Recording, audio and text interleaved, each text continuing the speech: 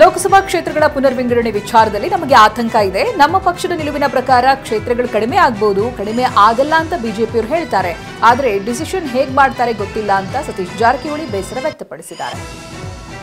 Guarantee ಯೋಜನೆಗೆ SC, SP, TSP ಅನುದಾನ ಬಳಕೆ ಆರೋಪದ ಬಗ್ಗೆ ಸಚಿವ ಸತೀಶ್ ಜಾರಕಿಹೊಳಿ ಪ್ರತಿಕ್ರಿಯಿಸಿದ್ದಾರೆ. ಇದಕ್ಕೆ ಮುಂದಿನ ಶುಕ್ರವಾರದ ಒಳಗೆ ಸಿಎಂ ಉತ್ತರ ಕೊಡ್ತಾರೆ. ಸಿಎಂ ಸಾರ್ವಜನಿಕವಾಗಿ ಉತ್ತರ ಕೊಡ್ತಾರೆ, ಕಾಯಿರಿ ಅಂತ. ಎಸ್ಸಿ, ಎಸ್ಪಿ, ಟಿಎಸ್ಪಿ ಹಣ ಬಳಕೆ ಮಾಡಿದ್ದಕ್ಕೆ ಖಂಡಿತ ವಿರೋಧ ಇದ್ದೇ ಇರುತ್ತೆ ಅಂತ ಹೇಳಿದ್ದಾರೆ. ಬೆಂಗಳೂರಿನಲ್ಲಿ ಕೈವಾರ ತಾತಯ್ಯ ಜಯಂತಿ ಕಾರ್ಯಕ್ರಮದಲ್ಲಿ ಚಿಕ್ಕಬಳ್ಳಾಪುರ ಶಾಸಕ ಪ್ರದೀಪ್ ಈಶ್ವರ್ ಹೇಳಿಕೆಯನ್ನು ರಾಜ್ಯ ಬಿಜೆಪಿ ಟ್ವೀಟ್ ಮೂಲಕವಾಗಿ ಖಂಡಿಸಿದೆ. ಆಕ್ಸಿಡೆಂಟಲ್ ಎಂಎಲ್ಎ ಪ್ರದೀಪ್ ಈಶ್ವರ್ ಅವರೇ, ನಿಮಗೆ ಅಷ್ಟೊಂದು ಪ್ರಚಾರದ ಗೀಳಿದ್ರೆ ಮಜಾ ಟಾಕೀಸ್ ಅಥವಾ ಕಾಮಿಡಿ ಕಿಲಾಡಿ ಕಾರ್ಯಕ್ರಮಕ್ಕೆ ಹೋಗಿ ಅಂತ ವ್ಯಂಗ್ಯವಾಡಿದ್ದಾರೆ.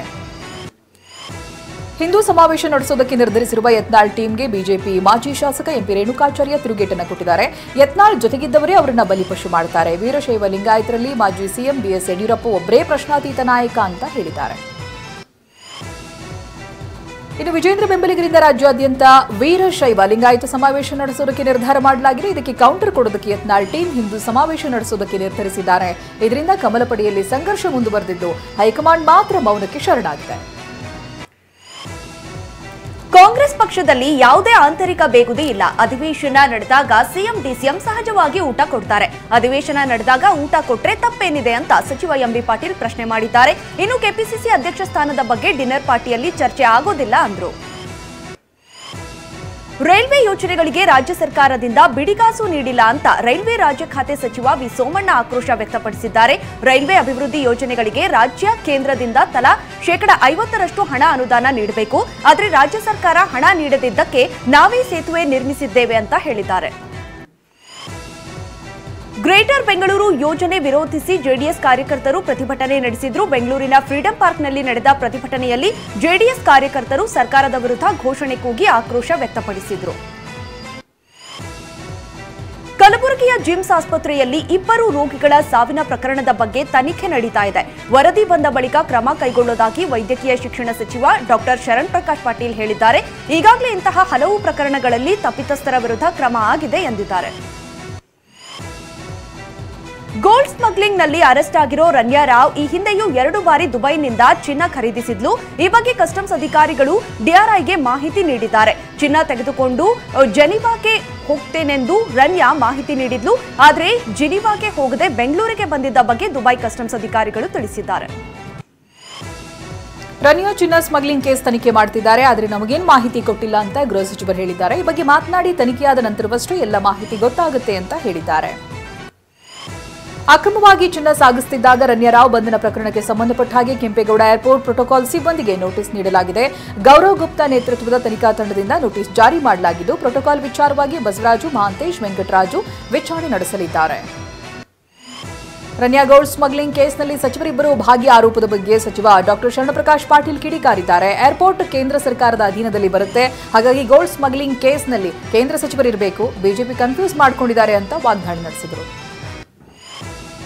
ರನ್ಯಾ ಗೋಲ್ಡ್ ಸ್ಮಗ್ಲಿಂಗ್ ಕೇಸ್ಗೆ ರೋಚಕ ಟ್ವಿಸ್ಟ್ ಸಿಕ್ಕಿದೆ. ರನ್ಯಾ ಸರ್ಕಾರಿ ವಾಹನದಲ್ಲಿ ಚಿನ್ನ ಕಳ್ಳ ಸಾಗಣೆ ಮಾಡ್ತಿದ್ಲು ಅಂತ ಹೇಳಲಾಗ್ತಾ ಇದೆ. ಐಪಿಎಸ್ ಅಧಿಕಾರಿಗೆ ಸ್ಪೇರ್ ವಾಹನ ನೀಡಲಾಗುತ್ತೆ. ಇದೇ ರೀತಿ ರಾಮಚಂದ್ರ ರಾವ್ ಪಡೆದಿದ್ದಂತ ಸ್ಪೇರ್ ವಾಹನದಲ್ಲಿ ರನ್ಯಾ ಚಿನ್ನ ಕಳ್ಳ ಸಾಗಣೆ ಮಾಡಿದ್ಲು ಅಂತ ಹೇಳಲಾಗ್ತಾ ಇದೆ.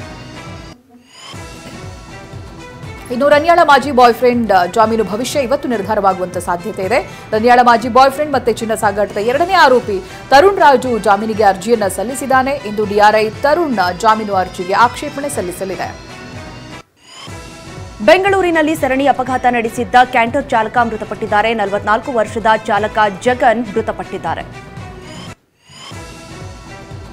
ವಿಜಯಪುರ ಜಿಲ್ಲೆ ಚಡಚಣಪಟ್ಟಣದಲ್ಲಿ ಪ್ಲಾಸ್ಟಿಕ್ ಗೋದಾಮಿಗೆ ಆಕಸ್ಮಿಕ ಬೆಂಕಿ ತಗುಲಿ ಪ್ಲಾಸ್ಟಿಕ್ ಪೈಪ್, ವಾಟರ್ ಟ್ಯಾಂಕ್ಗಳು ಸುಟ್ಟು ಕರಕಲಾಗಿವೆ. ಬೆಂಕಿ ನಂದಿಸಲು ಸ್ಥಳೀಯರು ಹರಸಾಹಸ ಪಟ್ಟರು. ಪೇಪರ್ ಗ್ಲಾಸ್ಗಳ ಅಪಾಯದ ಬಗ್ಗೆ ಟೆಸ್ಟ್ ಮಾಡುವಂತೆ ಆಹಾರ ಇಲಾಖೆ ಕಿದ್ವಾಯಿ ಆಸ್ಪತ್ರೆ ಮನವಿ ಮಾಡಿದೆ. ಪೇಪರ್ ಗ್ಲಾಸ್ ಬಿಸಿಗೆ ಮೆಲ್ಟ್ ಆಗೋ ಕಾರಣದಿಂದ ಕ್ಯಾನ್ಸರ್ ಬರುವ ಸಾಧ್ಯತೆ ಇದೆ ಎನ್ನಲಾಗಿದೆ. ಪೇಪರ್ ಗ್ಲಾಸ್ನಲ್ಲಿ ಕ್ಯಾನ್ಸರ್ ಕಾರಕ ಅಂಶ ಇರುವ ವರದಿ ನೋಡಿಲ್ಲ. ಕ್ಯಾನ್ಸರ್ ಕುರಿತು ನಮ್ಮ ಸರ್ಕಾರ ಸಾಕಷ್ಟು ಜಾಗೃತಿ ಮೂಡಿಸ್ತಾ ಇದೆ. ಆ ಬಗ್ಗೆ ಏನಾದರೂ ಇದ್ರೆ ಖಂಡಿತವಾಗಿ ಕ್ರಮ ತೆಗೆದುಕೊಳ್ತೀವಿ ಅಂತ ವೈದ್ಯಕೀಯ ಶಿಕ್ಷಣ ಸಚಿವ ಶರಣ್ ಪ್ರಕಾಶ್ ಪಾಟೀಲ್ ಹೇಳಿದ್ದಾರೆ. ತೊಗರಿಬೇಳೆ ಹಾಗೆ ಸಾಸಿವೆ ಕಲಬೆರಕೆ ಬೆರೆಸಿರೋದು ಪತ್ತೆಯಾಗ್ತಾ ಇದೆ. ಇತ್ತ ಜೇನುತುಪ್ಪಕ್ಕೆ ಕೃತಕ ಬಣ್ಣ ಬಳಸಿರೋದು ಬಹಿರಂಗಗೊಂಡಿದ್ದು ಕ್ಯಾನ್ಸರ್ ಕಾರಕ ಕೆಮಿಕಲ್ ಅಂಶ ಪತ್ತೆಯಾಗಿದೆ. ಟಿವಿ9 ನಿರಂತರ ವರದಿಯ ಬೆನ್ನಲ್ಲೇ ಎಚ್ಚೆತ್ತ ಆರೋಗ್ಯ ಇಲಾಖೆ ಹೊರಗುತ್ತಿಗೆ ನೌಕರರ ವೇತನ ರಿಲೀಸ್ ಮಾಡಿದೆ. ಯಾದಗಿರಿ ಜಿಲ್ಲೆಯ ಆರೋಗ್ಯ ಇಲಾಖೆಯ 120 ನೌಕರರ ಒಂದು ವರ್ಷದ ಕೋಟಿ ಮೊತ್ತದ ಒಂದು ವೇತನವನ್ನ ಇಲಾಖೆ ಬಾಕಿ ಉಳಿಸಿಕೊಂಡಿದೆ. ಇದೀಗ ಎಲ್ಲವೂ ಕೂಡ ಸರಿ ಹೋಗಿದೆ. ಬಾಗಲಕೋಟೆ ಜಿಲ್ಲೆ ಗುಳೇದಗುಡ್ಡ ತಾಲೂಕಿನ ನಂದಿಕೇಶ್ವರ ಗುಡ್ಡಕ್ಕೆ ಕಿಡಿಗೇಡಿಗಳು ಬೆಂಕಿ ಹಚ್ಚಿದ್ದಾರೆ. ಪೊಲೀಸ್ ಸಿಬ್ಬಂದಿ ಜೊತೆ ಸಿಪಿಐ ಕರಿಯಪ್ಪ ಬನ್ನೆ ಬೆಂಕಿ ನಂದಿಸಿದ್ದಾರೆ. ಚಿಕ್ಕಬಳ್ಳಾಪುರ ತಾಲೂಕಿನ ಗುರುಪರಳ್ಳಿ ಗ್ರಾಮದಲ್ಲಿ ಕಲುಷಿತ ನೀರು ಸೇವಿಸಿ ವೃದ್ಧ ಸಾವನ್ನಪ್ಪಿದ್ದಾನೆ. ಅಲ್ಲದೆ ಕಲುಷಿತ ನೀರು ಸೇವಿಸಿ 20ಕ್ಕೂ ಹೆಚ್ಚು ಗ್ರಾಮಸ್ಥರು ಅಸ್ವಸ್ಥರಾಗಿದ್ದಾರೆ. ಬಡ್ಡಿ ಬಕಾಸುರ ಯಲ್ಲಪ್ಪ ಮಿಸ್ಕಿನ್ ಮತ್ತೊಂದು ಅಟ್ಟಹಾಸ ಬಯಲಾಗಿದೆ. 12 ಲಕ್ಷ ಸಾಲಕ್ಕೆ ಕೋಟ್ಯಾಂತರ ಬೆಲೆ ಬಾಳುವ 12 ಫ್ಲಾಟ್ಗಳನ್ನು ಮೋಸ ಮಾಡಿ ಖರೀದಿಸಿದ್ದಾರೆ ಅಂತ ಆರೋಪ ಕೇಳಿ ಬರ್ತಾ ಇದೆ. ಮಾರ್ಚ್ 3ರಂದು ನಾಪತ್ತೆಯಾಗಿದ್ದ ಡಾಕ್ಟರ್ ಅಬ್ದುಲ್ ಕಲಾಂ ವಸತಿ ಶಾಲೆಯ 2 ವಿದ್ಯಾರ್ಥಿಗಳು ನಿನ್ನೆ ರಾತ್ರಿ ಮಂಗಳೂರಿನಲ್ಲಿ ಪತ್ತೆಯಾಗಿದ್ದಾರೆ. ಬೆಂಗಳೂರಿನ ಲಲಿತ್ ಅಶೋಕ್ ಹೋಟೆಲ್ನಲ್ಲಿ ಪ್ರತಿಷ್ಠಿತ ಟೊಯೋಟೋ ಕಾರ್ ಕಂಪನಿ ಕ್ಯಾಮ್ರಿ ಹೆಸರಿನ ಹೊಸ ಕಾರನ್ನ ಲೋಕಾರ್ಪಣೆ ಮಾಡಿದೆ. ಸ್ಪೆಕ್ಟ್ರಮ್ ಅನ್ನೋ ಕಾರ್ಯಕ್ರಮದಲ್ಲಿ ಟೊಯೋಟೋ ಕಂಪನಿ ತನ್ನ ಹೊಸ ಕಾರನ್ನ ಮಾರುಕಟ್ಟೆಗೆ ಲಾಂಚ್ ಮಾಡಿದೆ. ಕಾರ್ಯಕ್ರಮದಲ್ಲಿ ಟೊಯೋಟೋ ಕಂಪನಿಯ ಸಿಇಒ ಹಾಗೂ ಮೇಲಾಧಿಕಾರಿಗಳು ಭಾಗಿಯಾಗಿದ್ದರು. ಕಾರ್ ವಿನ್ಯಾಸ ಮತ್ತು ಫೀಚರ್ಸ್ ಕಂಡು ಗ್ರಾಹಕರು ಫುಲ್ ಫಿದಾ ಆಗಿದ್ದಾರೆ. ಪಶ್ಚಿಮ ಬಂಗಾಳದ ಬೆರ್ಭೂಮ್ನಲ್ಲಿ ಹೋಳಿ ಸಂಭ್ರಮಾಚರಣೆಯಲ್ಲಿ 2 ಗುಂಪುಗಳ ನಡುವೆ ಸಂಘರ್ಷ ನಡೆದಿದೆ. ಸಾಯಿಂಥಿಯಾ ಪಟ್ಟಣದಲ್ಲಿ ಹೋಲಿ ಆಚರಣೆ ವೇಳೆ ಮೊದಲು 2 ಗುಂಪುಗಳ ನಡುವೆ ಮಾತಿನ ಚಕಮಕಿ ನಡೆದಿದೆ.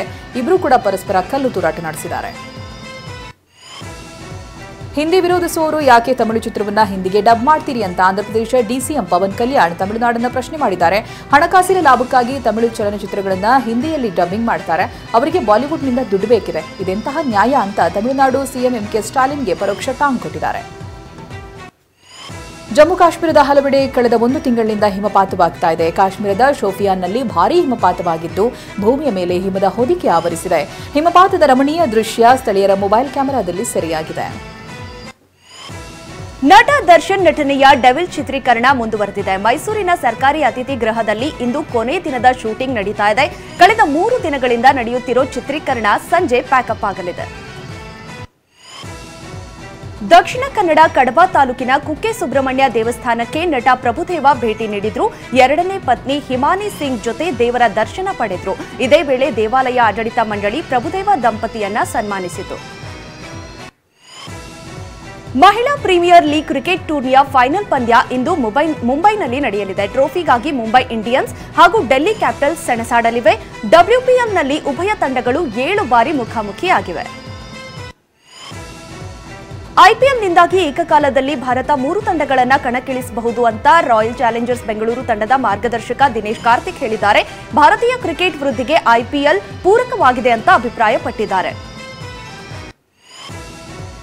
ಆಸ್ಟ್ರೇಲಿಯಾ ಕ್ರಿಕೆಟ್ ಆಟಗಾರ ಡೇವಿಡ್ ವಾರ್ನರ್ ಭಾರತೀಯ ಚಿತ್ರರಂಗಕ್ಕೆ ಕಾಲಿಟ್ಟಿದ್ದಾರೆ. ತೆಲುಗಿನ ರಾಬಿನ್ ವುಡ್ ಚಿತ್ರದಲ್ಲಿ ಸ್ಫೋಟಕ ಬ್ಯಾಟ್ಸ್ಮನ್ ಅಭಿನಯಿಸ್ತಾ ಇದ್ದಾರೆ.